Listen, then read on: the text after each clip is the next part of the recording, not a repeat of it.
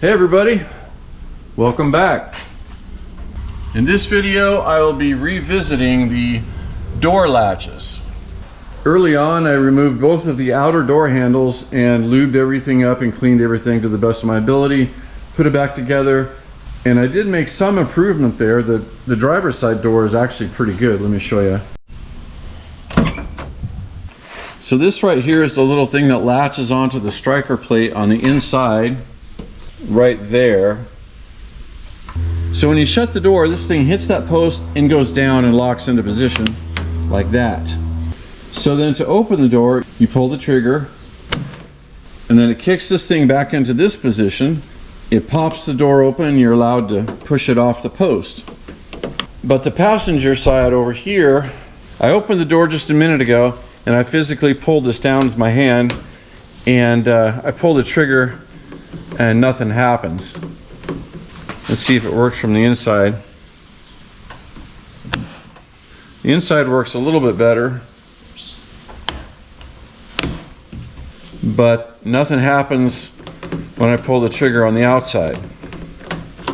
So like I said before, I've already had the outer handle removed and cleaned and lubed everything up there, but I think what we need to do is get the inner mechanism completely removed from the door so we can get it up on the bench and maybe we can get things freed up that way. So in order to be able to get to this inner mechanism at all, we have to remove the door panel. So I'll do that off camera and I'll bring it right back. All right, I have the door panel removed. I've just got it dangling there on the window crank. And there's 2 screws here and 2 screws here. Sorry about the lighting here. The sun's coming in through the door and I'm kind of partially in the shadows here. But we'll get a clear view when I get it up on the bench. All right, I've got those 4 bolts out. Now this needs to be pushed into that position. And then I think I need to take off this little button for the interior door lock. So yes, those 2 screws have to come out there. The top 2 screws have to come out as well. You have to take the button for the lock off. They're just made out of plastic and this one just disintegrated in my fingers. This is going to be hard to perhaps explain, but this rod right here has a point on the end of it, and the rod is connected to this interior button right here that opens the door from the inside. When you push the button, it moves this rod and actuates the inner door latch. There's 3 screws that have to come out here so this thing can be loose. Otherwise, you're not going to get the inner thing out. Then when you get all that accomplished, just press it from the outside towards the inside and it will drop to the bottom of the door and then we can finally remove it there. I also removed the inner window slant door channel. It's a one-piece thing. It's made out of metal. And it helped a lot to get that out of the way so I could actually see down inside there where the mechanism was. And it's not hard to take out. There's just a number of screws around the window. So here's the piece that we are after. This is the inner door mechanism. The outside of the door would be right here with the door handle there. The inside of the door would be here. This would be the jamb of the door. Right now this thing here is facing down, which means in this configuration, if everything is working properly, the door would be closed on the truck. And then to open it, you would push the button either on the inside or the outside, like that. And then this is supposed to kick this thing open, which allows you to open the door. But as you can see, I think we found the problem. So just feeling it, it's pretty dirty. There's a lot of grit on it. So if I can feel that on the outside, I imagine it's the same way on the inside, you know? Yeah, it's pretty grimy in there. So at the very minimum, this thing needs to be cleaned inside and out. I'm going to soak this in the ultrasonic cleaner, which I think is a perfect tool for this, because I wouldn't be able to get any conventional cleaning tools down inside these little holes and crevices and do any good. So I'm going to try that first. I've already got it heated up. We'll let this cook for about an hour then come back and see if there's any change. If there is, great, we'll put it back together. But if there is not any change, then we're gonna have to crack this open and rebuild it completely. I'm hoping we don't have to do that, but let's try the easy thing first. I also just recently cleaned my whole machine here, got all the liquid out, got all the garbage out of the inside, and strained the liquid, put it back in, and also degassed it. Don't forget to degas your ultrasonic cleaners from time to time, otherwise they won't function as they're supposed to. I've already got it heated up to my target temperature, which is 39 degrees Celsius. That's really not very hot. This thing can go much hotter than that, but it's really not necessary. And then I've already got it programmed for 50 minutes. Let's bump it up to an hour. And then we come down here and press the button. And then if we come and look at the top, you can see, can you see those ripples in the water right there and the bubbles coming up? That tells you that the machine is working. It's sending its sonic waves through the liquid, which in turn goes through the part and cleans it. All right, 2 hours later, let's see how it turned out. Some green stuff in there. See that? I'm guessing that's just old paint. I don't know what else it would be. All right, let's press on the mechanism, see if anything happens.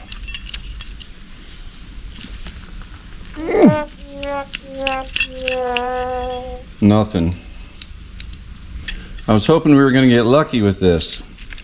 Let me try one other thing first. I'm going to try to use pliers here and apply just a little bit more force and see if we can get it to trip.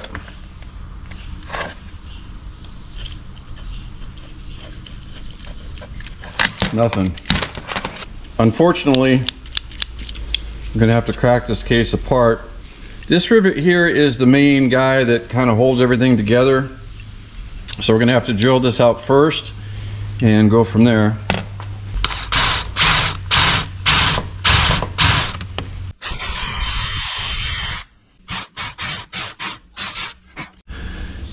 I think I've got most of the head drilled away, so I should be able to just punch this pin through and it should drop out on the back side. Yep. There's the pin. And that's where it was. We didn't damage anything by removing it. There's a tab there, there, and one there. And I think if I bend all those up, then this inner piece should lift off this way, exposing the whole mechanism. Then we can see what exactly is wrong.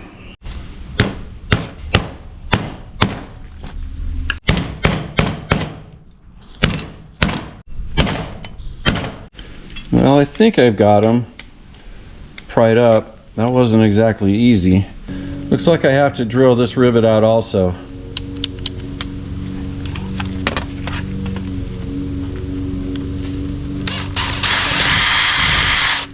So we're going to try to pry up on this now and see if the whole thing will come off. I finally got it apart. Those little tabs were tricky to deal with, and there ended up being 3 rivets to drill out.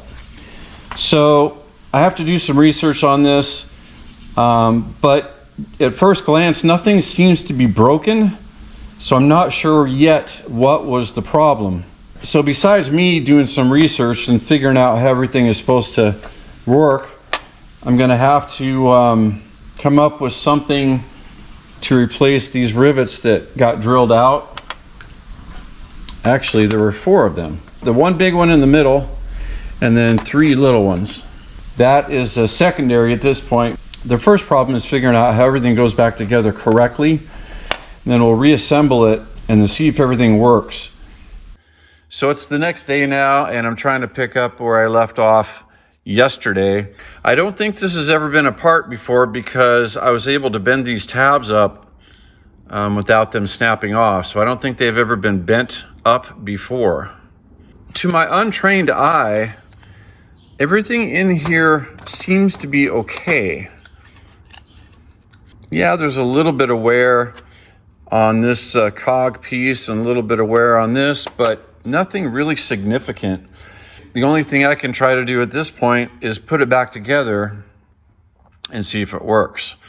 I'm going to set some parts in place, how I think they go, just so you can see the process here. For starters, if we look on the back of it here, this deal here, make sure it's in the unlocked position. And you can tell that because this tab right here rests on that foot. So start it in that position. We're going to move it a little bit from that position, but that's where we want to start. Then we take the strange looking cog thing. That's the thing that goes in the middle. And that's where this big rivet used to live. So it goes in the middle right there. Then if we rotate this up just a little bit like that, it's supposed to fit, the end of that cog piece is supposed to fit in that little notch on that piece. You see that? And then this piece is supposed to fit right here, and it fits right in the upper left portion of that cog. This is the door lock mechanism. It goes here and rotates up and down like this. There's a rivet right there that we need to reinstall and a spring. I'm going to leave that off for now because that's low priority at this point. This spring fits right there. I'm just going to set it there loosely for the moment, but that's where it goes. When we take this piece and put it on the top, you have to get the tab of the end of that spring over this notch in the end right there. So not below the notch, in the notch facing this way. Okay. Now the spring, I think, goes on like that, because when I pull the spring this way, it creates tension, and you have to use a tool or something and tension that spring all the way up and then force it through that hole right there, and then its tab will be sticking down a little bit right there. This is the trigger mechanism, and it pivots right there. It sits kind of flat like that, and it pivots right there, so it hits the bottom left side of that cog. So there's a rivet that needs to be replaced there that goes in this piece, and there's also a rivet right there that needs to be replaced in this bottom piece. Now, as far as what we're going to do with the rivets we drilled out, well, this big center one, I saw another guy do this. I think it's a good idea. He took a T-nut, and I'm going to take these springs off just for the moment. I'm going to take everything off just for a moment. And you stick this up from the backside so it sits nice and flush, right? It's not going to interfere with anything. And then when we put our top piece on, you can see I have it so it's sitting pretty flush. I did have to cut it down.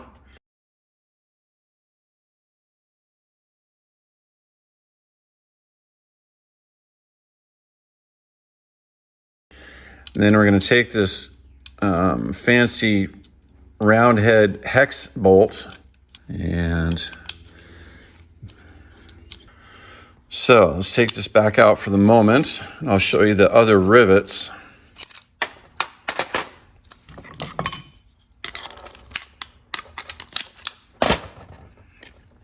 So this one is taken care of. We know how we're going to replace that. These other three, these are basically just rivets, right, with a round head. I measured the diameter of their shaft, and it's 3/16 on all three of them. So I went to the store, and I found a drawer with some rivets just like them, with 3/16" shafts, and I got 3 different lengths of them. Of course, we could cut them down if we need to, but I'd rather not. So, for example, this is the hole right here that the door lock mechanism pivots on. That hole right there. So if we take, let's try the shortest one, Stick it through the hole like that. It's nice and, relatively flat on that side. And, that's looking pretty perfect on the other side. So all I need to do for this one is find my rivet tool. And I think we've got this one figured out. All right, 1 out of 3 done successfully. There's the rivet on the back. And on the front, I think I own a rivet tool, but I cannot find it. And I don't remember seeing it recently, so maybe it is gone. But so I just peened it over with your standard peen hammer. And it looks like it works as it should. I got that little spring back in there. Let me see if I can get a close up on the spring. So there's a little gap in there that the spring sits down in. One foot goes here and the other foot goes right there. And it rides in the middle. So when you pull it up, it stays there.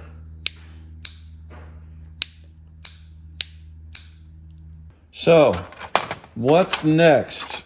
I think I better peen these 2 pieces together first and then put it on. All right, this one is done as well. If we're counting the big one, that's 3 out of 4 down. The last one goes in that hole right there and through that hole right there. So that's gonna have to wait. All right, I'm going to attempt assembly. So again, we're gonna make sure this is in the open position with that foot against that stop. And at this point, we can go ahead and put that T-nut in from the back. All right, now this guy went on like that, and he fit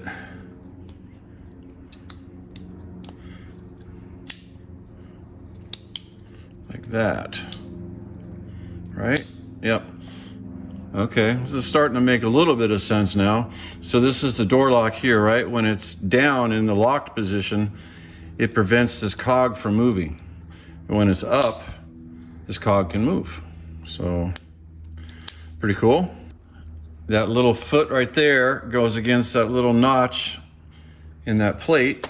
This guy, you remember, this guy goes in right there, but there's no fastener that holds that in at all. It just gets sandwiched between the plates. So we'll just set it there for the moment. Now this one, this is the first spring. This is the part that goes on the end. And remember, I told you it fits right like that. But for starters, I have to just set it in place like that. So it's just basically sitting there and its foot is on the top right portion of that cog right there. So we're looking good so far, I think. Now, the spring, we want to make sure this guy points down and we have to have spring tension. So I put it on here a couple different ways and it seems like this is the best way to do it. Tab right here on the end of the spring, it goes on the right side of this post and the left side of that post. So when you pull this up, it creates spring tension. But until we get everything fastened together, all this stuff kind of wants to move around and it makes it difficult. So I'm going to try to put this on now, align these 3 tabs with those. I have to get this spring hook on this first of all. So I kind of start it there and maybe push it over a little. All right, I've got the tabs inserted into the bottom plate, and I've also got that first spring where it needs to be, sitting there in that notch. That's under tension now too. Now I'm going to attempt to push the spring up in there. Oh my gosh, I got it. See how it kicked out on the outside? Okay, now we come over to this side, make sure this tab is all the way in, and this wheel needs to be straight in that hole. All right, I've got this tab fully in the bottom plate, and I've got this wheel lined up. This wheel can't be pinched because it's got to be able to spin. Yeah, I think that's good. Now I'm going to get this big bolt on this side. All right, I've got the assembly together. I'm holding it with the vice grips because we don't have those tabs bent over yet. Right now it's in the open position. Let's click it down. So now if I push the trigger, it should kick this back open, but I don't think it's going to. It doesn't feel right.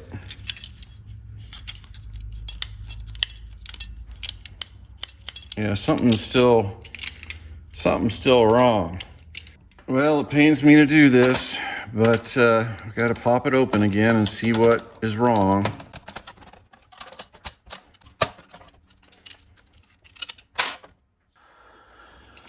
All right, I'm slowly making progress, but this is tough. All right, I've got it in the, closed position. I still can't get this trigger to work, but I am able to get it to work with this here, and that's what the inner door mechanism does. It turns this little guy right here. I can turn it with a screwdriver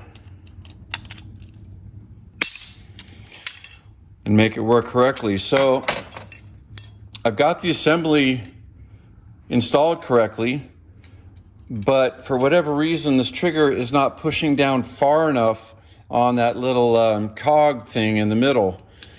So at least I finally figured out what the problem is. Now I got to figure out how to fix it. So I got to looking at this piece a little more closely, and there does appear to be some wear right here on the tip. You can see where it's shiny right there. And there's also some wear right there, which makes sense because this is where the inner door latch touches, and this bottom part is where the outdoor trigger mechanism touches. So this is going to be a little bit tricky to do, but I'm going to build this up a little bit with some weld right there. And I'm also going to put a little bit right there. And then I'll probably have to file the weld back down quite a bit. I want to end up with maybe, just guessing, it looks like maybe 20 thousandths more material here will do the trick. All right, here it is after I added some weld to it.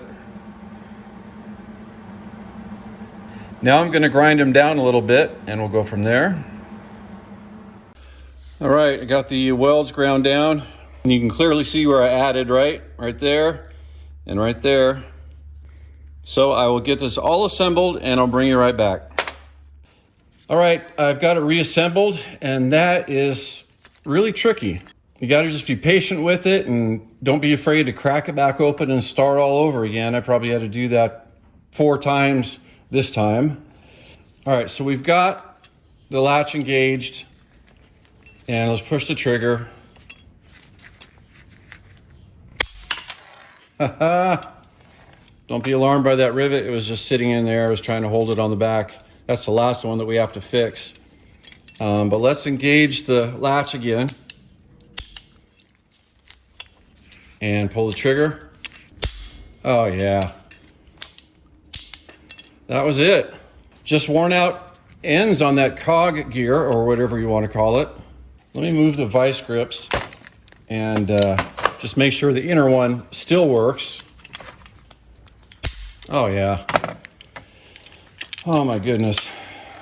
All right, one more time with the trigger here. I think we're good, guys. Let's get this button back up. All right, I'm just gonna put a couple of drops of Loctite on this big one and get this tightened all the way down. Well, I've been off camera for about 30 minutes fiddling around with this thing. What happened was I got everything done, and then I went to put this, the big nut in, and I cinched it down, and then nothing worked after that. So I had to take the bolt back out. I had to jam my screwdriver in the middle strategically and kind of pry the two pieces apart a little bit. And then I put this bolt back in lightly, and it works perfectly again. So If I had this to do over again, as slick as this, T-nut and bolt were, I wouldn't do this again. I would just find a rivet of that perfect size, because the purpose of this bolt right here is not to cinch the two halves together. The tabs are doing that. It's just a central sort of support for the whole thing. And more importantly, it's where that funny shaped cog rotates on. So that doesn't need to be tight. It really doesn't matter what you use here, whether it's a bolt like I did or a rivet, but whatever it is, it has to fit perfectly through both plates. There cannot be any slop in there. And that little cog piece has to fit perfectly over it.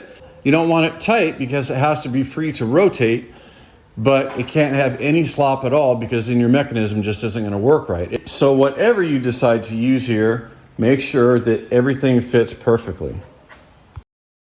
I was able to get the tabs folded over quite nicely, and that actually was not an easy task. If any of these tabs broke off or I was unable to bend them, I was going to just put a spot weld on each of them, and that would have done the trick too. So the last thing I'm going to do before I put it back in the truck is I'm going to shoot some grease down inside here and there and everywhere.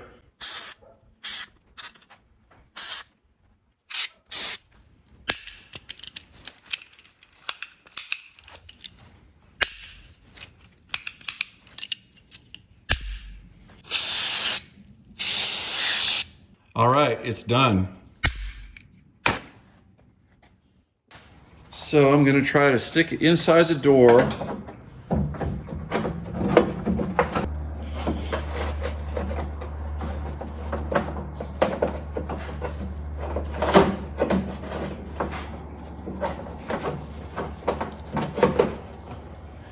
In order to get it up into place, you have to slide it in behind the track that the window rides in. So this piece ends up between the door jamb and that window track. And it doesn't matter which screw we start with. These are the types of screws that were in there. They're flathead, short machine screws.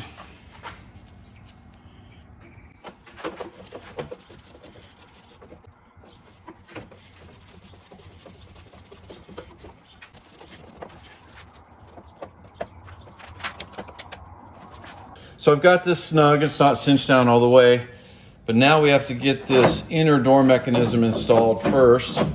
The end of this rod is shaped kind of like the end of a screwdriver, and it fits into that one hole in the interlock mechanism. I have to be able to get my eyes up in here so we make sure we get the end of the rod in that hole, and then we have to put the fasteners in to secure it. All right, well, that was kind of tricky, just like about everything else on this job. I had to fiddle around with it quite a while to get it in the position, but it's in. This is mounted and secure, and I went ahead and cinched down these 4 screws. So before we move on, we can test this inner latch and see if it works.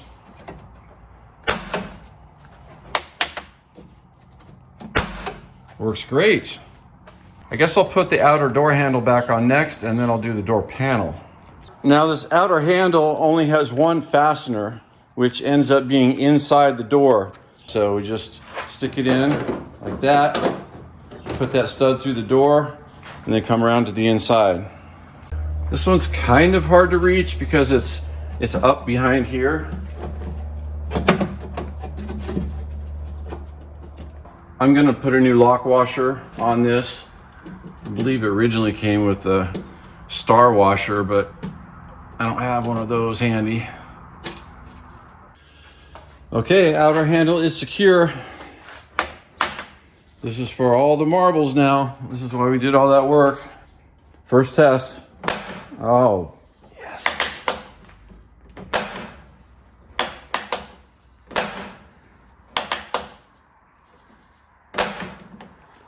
Excellent.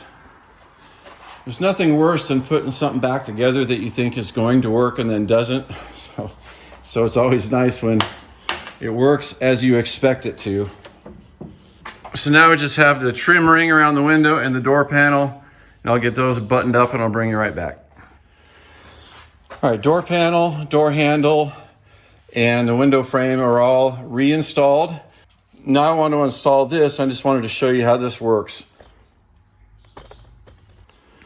This is just the trim ring that goes around the button right here.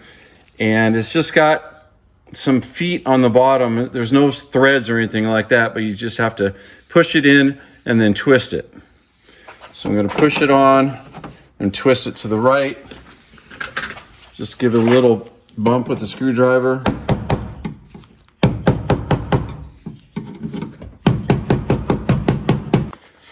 And you're good. The driver's side door is actually missing the button and the trim ring. Maybe when I'm looking around for another door lock button, I can see if those are available as well. Now I forgot two things that I wanted to show you. I said the only fastener was, in here inside the door. Well, that's not true. There's another one under this lip right here. See that screw right there? That one kind of goes in diagonally and helps fasten it on this side. So I forgot about that one, but I've got that installed. And another thing is this screw right here secures the upper window track to the inside of the door. I removed that, and I also removed these two right there. They also fasten the window track to the door, but down closer to the bottom. And with all three of those removed, it made it much easier to get the inner mechanism in and out of the door. I also got new inner door latch buttons. Remember that one was completely missing. And I also got two new inner door lock buttons. So those are, you can see how they're nice and white. Of course, we've got them installed over here as well. The only thing I couldn't find is another one of these trim rings for the driver's side door. So if any of you guys know where to find one of those, please let me know. I just need one of them. And of course the door locks work. Up is unlocked, down is locked. So we'll pretend the door is closed and latched right now, and we'll lock the door, push the button, pull the trigger, nothing happens. Unlock the door, push the button, and pull the trigger. Well, that door latch repair ended up being a little bit more work than I thought it was going to be, but it was another successful repair.